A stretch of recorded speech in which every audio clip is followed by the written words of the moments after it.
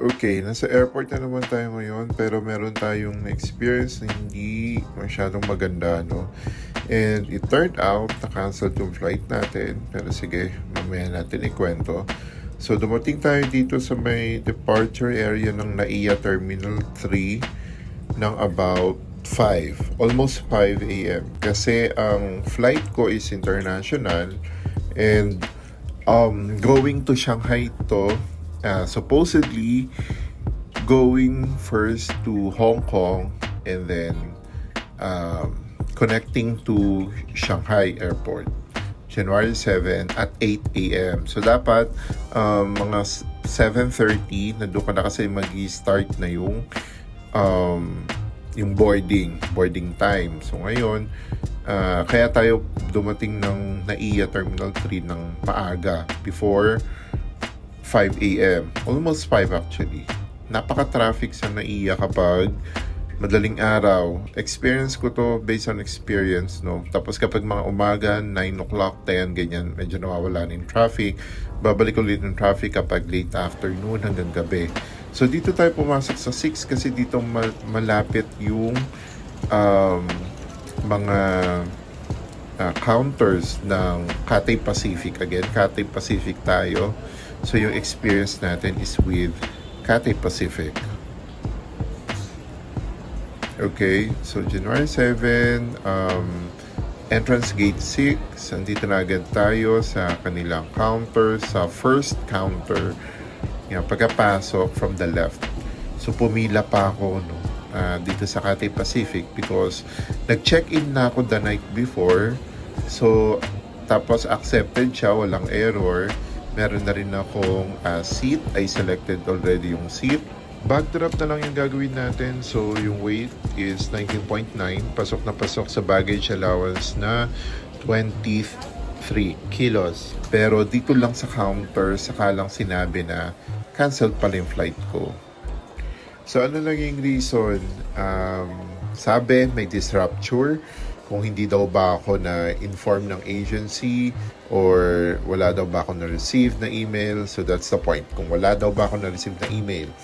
So, ayan, merong 10 departing and 9 arriving flights na na-cancelled kasama yung flight ko going to Hong Kong and connecting to Shanghai. Ayan. Not just for that day ng January 7, including sa mga subsequent days, meron sila mga kinancel and na-reroute ng mga flights. So, let's see. So, ikot-ikot muna tayo dito sa airport, no? Habang magkikwento ako ng nangyari and what now? What's next? Ano lang dapat gawin after that? Nalaman natin yung cancellation, no? So, na-cancel yung flight mismo. Even yung connecting flight ko is na-cancel. So, sabi ko, I ask, saan na? Ano nang kasunod? So, napunta ako sa Eva Air, yung papunta Hong Kong. Naging, instead na Hong Kong, napunta ako sa Taiwan, no?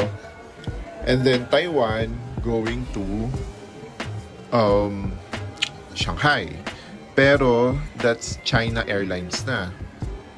No, not China Airlines, Air China pala. So, hindi na rin siya Cathay Pacific. Should be Cathay Pacific, papuntang Hong Kong, Cathay Pacific again, going to Shanghai. So ngayon, it was absorbed yung flight ng mga na-cancel ng Eva Air at saka ng Air China. Ang kaso, ang Eva Air is nasa Terminal 1. So ako nasa Terminal 3. So ano gagawin ko? Kailangan ko pa lumipat. Buti na lang yung flight ko is at 12 noon pa. So about 5:30 a.m. pa lang naman. So ginawa ko, ikot-ikot muna ako sa Terminal 3, coordinate muna sa Cathay Pacific. Helpful naman ng Cathay Pacific in fairness to them. And then kain muna ako syempre ng breakfast. Marami pa naman akong time. So, paano na ako pupunta sa Terminal 1? Even sa inyo sa inyong mga passengers na malilipat from Terminal 3 to other terminals, kailangan nyo hanapin yung area ng ito, terminal transfer buses. Kasi merong free buses going to other terminals. Not just yung kapag na-cancel kayo or what, no? Kapag naiba pala kayo ng terminal or para nagkamali kayo ng tingin sa kung anong terminal kayo dapat pupunta. So merong dito sa NAIA Terminal 3 na terminal transfer buses sa may gate 1, sa may pinakadulo when you reach NAIA Terminal 3, doon yun sa pagkapasok nyo sa may kanan dulo. And then pupunta kayo dito sa may susundan nyo lang yung mga signs. So ayan, merong terminal transfer bus. So sa akin, kailangan ko pumunta ng Terminal 1. Yan. So, saan nga ba siya? So, first time to na nangyari sa akin. So, nalipat ako ng Eva Air, tapos nasa Terminal 1 siya, wala sa Terminal 3. Yan. So, kailangan pumunta. Buti talaga naging maaga ako, no?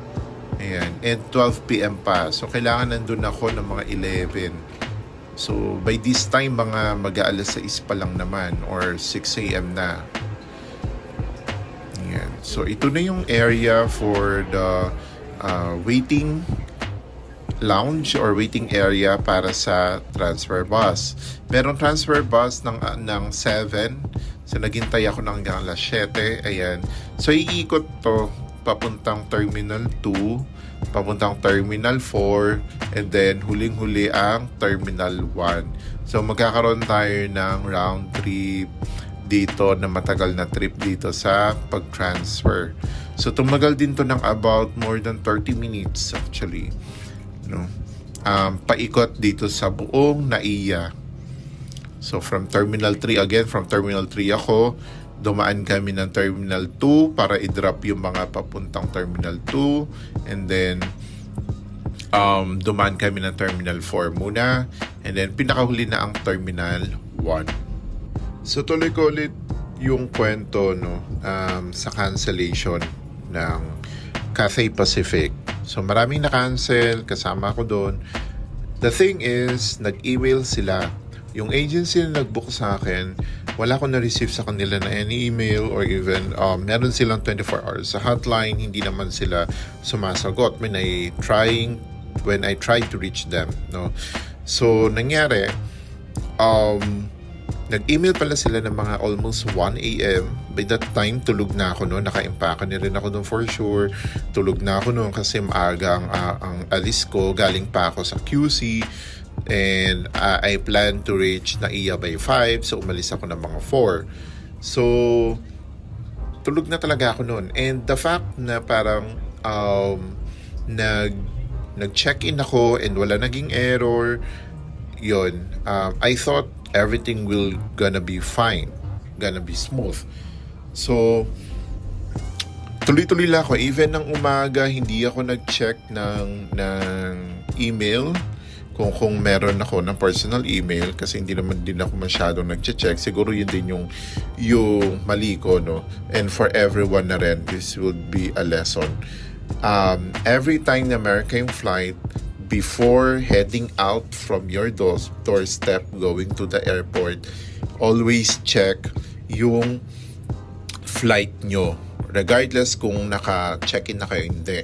Kasi baka mamaya na-cancel siya or na meron ng announcement for delay. Okay? Para ma-adjust nyo pa kung anong time kayo aalis from your home. Okay? So, sa akin, so from 8, naging 12. So, merong 4 hours difference. Ayun. Sana medyo nakatulog pa ako ng mas mahaba. No? Pero it's fine. It's still an experience. Ayan. So, Cathay Pacific, doon sa counter, binigay naman nila lahat ng details sa akin, what to do. Ayan. So, pero anong binigay nila sa akin in exchange? Parang nabigyan na lang nila ako ng ng 25,000 miles. Miles ba ang tawag doon? Hindi ako privy sa ganyan, no? Kasi hindi naman ako international traveler even sa mga may rewards in relation to sa ganyan na may miles, kinakount ng mga miles. Ayan. So yun, binigyan nila ako nun. So nasa account ng Cathay Pacific. Pero magagamit ko ba yun? I'm not sure kasi kung magbubook pa ba ako ng flight through Cathay Pacific, we'll never know. No? So ayan, malapit na kami sa Terminal 1. Nakikita ko ni Terminal 1. Ito na yung pag-ikot namin. So yun yung naging experience ko actually. So at least kahit pa paano, don't panic. Coordinate immediately sa airline, lalo kung meron kayong transfer, no?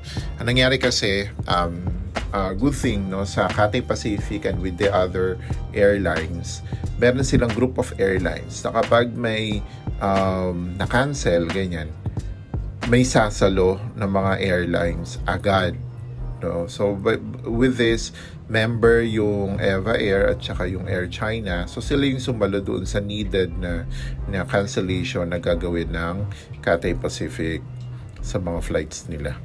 Ayan, so nandito na tayo. Nakarating na ako dito mga almost 8. Kasi 7 kami umalis dun sa sa Terminal 3. Yan. So ikot-ikot tayo dun sa loob ng airport. Yan. Tapos lumabas tayo ng kaunti dun sa road. Yan. So nasa Terminal 1 na tayo ngayon. So let's check kung ano meron sa Terminal 1 on my next vlog. So yun lang yung naging experience ko. First time with Cathay. Tapos ganun pa yung nangyari. Pero yeah, it is what it is. Stay calm, no? And always coordinate. Always check your advisories, flight advisories before heading to the airport. Okay? So ito at least merong transfer buses naiya ngayon. Yeah. So dito na tayo sa Terminal 1. May enough time pa naman ako kasi it's going to 8 a.m. pa lang. 11:30 yung boarding time. So meron pa akong time to go through the bag drop and also the immigration procedures and inspection. Ayan. So that's it. Stay tuned for my next vlogs. Taipei, Shanghai. Thanks everyone. Bye.